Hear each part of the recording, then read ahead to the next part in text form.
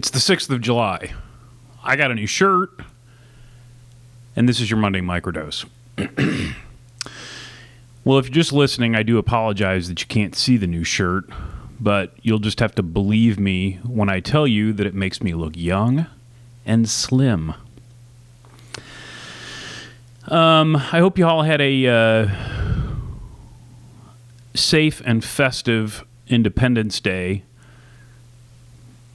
To the people that were shooting off mortars until 2 o'clock in the morning, you can go straight to hell. I don't know what it is that has turned me into this grumpy old man, but these fireworks laws. When I first moved to Indianapolis, fireworks were illegal, as they were, in Illinois for most of my childhood. And you did things the old-fashioned way. You snuck down across state lines into Kentucky or Tennessee, and you bought some bottle rockets and maybe the occasional Roman candle, and then you shot them off. Soon after dark. You didn't start at 12:30.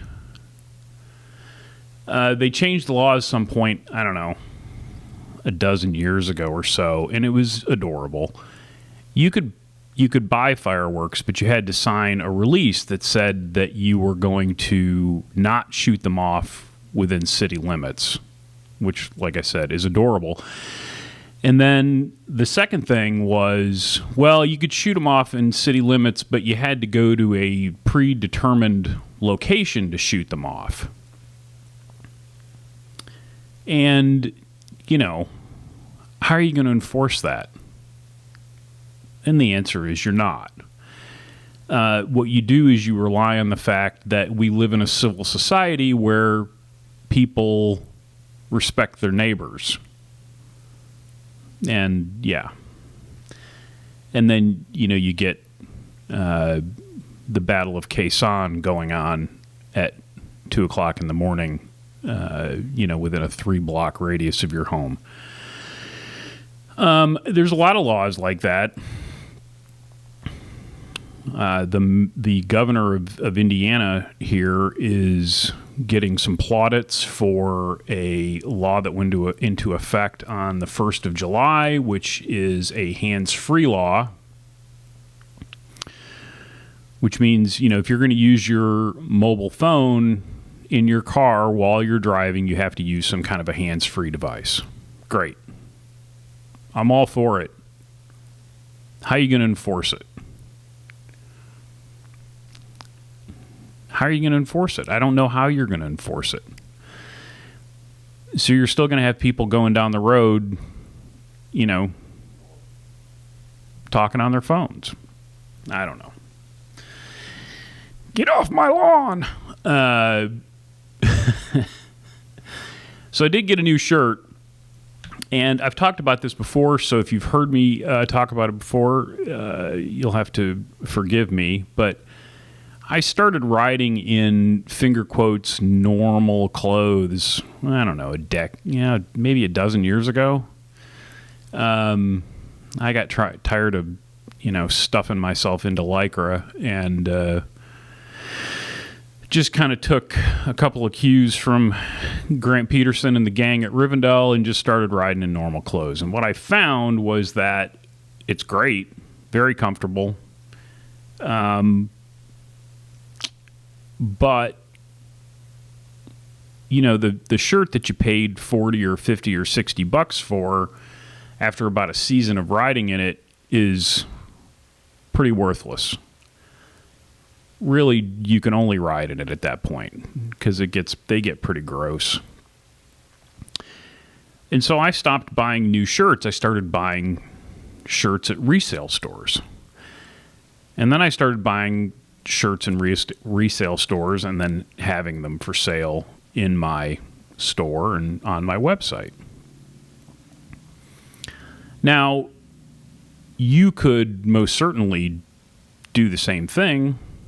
You could scrounge around and I'm sure you could find some good stuff. The problem is that it does take time.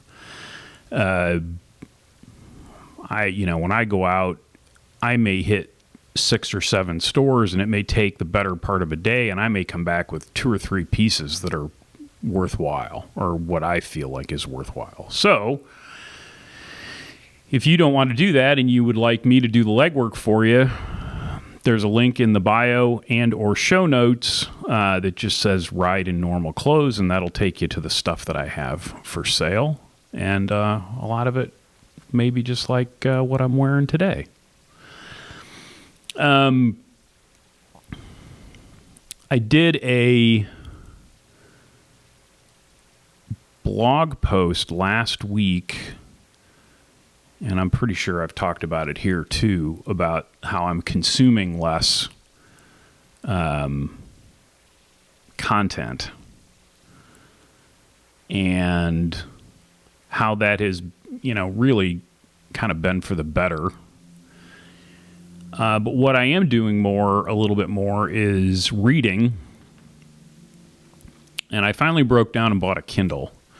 I had been lugging my 2nd or 3rd generation iPad around, and the first world problems. It was, you do have to kind of lug it around, and the Kindle is so much smaller and easier to take around with you. I can have it with me pretty much everywhere, although I didn't bring it with me today. And it's really been kind of a game changer. And, I know I'm late to the game in this whole e-reader thing. But as I mentioned last week, I'm not a big fan of change, even if it's for the better.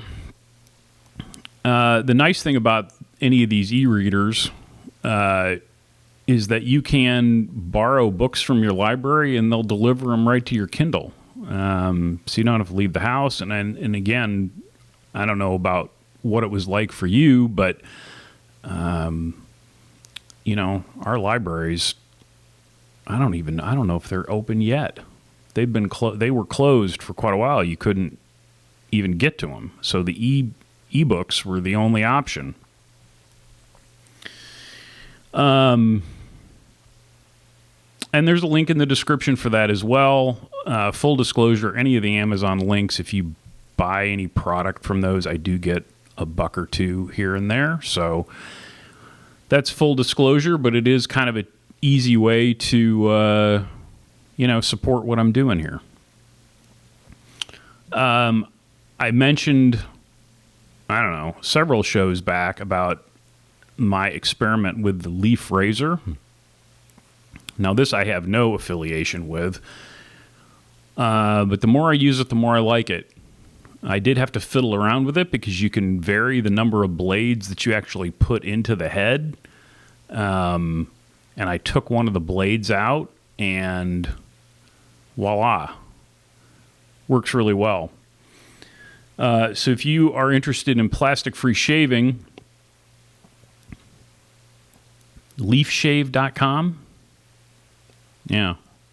Again, I don't have any affiliation with them, and I get nothing for mentioning it, but it works really well, and you're not throwing away plastic disposable razors for whatever that's worth. This book that I'm reading right now is on, it's a biography of Douglas MacArthur. Fascinating guy. Good Lord. And, obviously was kind of linked inexorably with the Philippines. And I mentioned that was my first trip out of the country. So, of course, you get to the section of the book right at the beginning of World War II where he's on Corregidor and then Corregidor and Bataan. And it was fascinating reading it because I was reading through the passage and it's like, oh, I've been to Topside Barracks. I've been to Middleside Barracks. I've been on the island. I've been in the Malinta Tunnel. I've said many times that if you have any interest at all in World War II history, especially the Pacific Theater, it's worth the trip. to go and do it. We did a half-day tour. I think this was on my second trip. Yeah, you just get on a ferry. It's not a little ferry; it's quite large, and it takes you over to the Turkurgador, and then the guide takes you around. And man, it's pretty unbelievable stuff. That's it for today. Not a lot going on. There still are no bikes. Hopefully, going to have some more bridge clubs coming here in the next couple of weeks, and then I think the new disc trucker a couple of weeks after that, maybe. But everything's kind of in flux. Like I said, I hope you're doing well.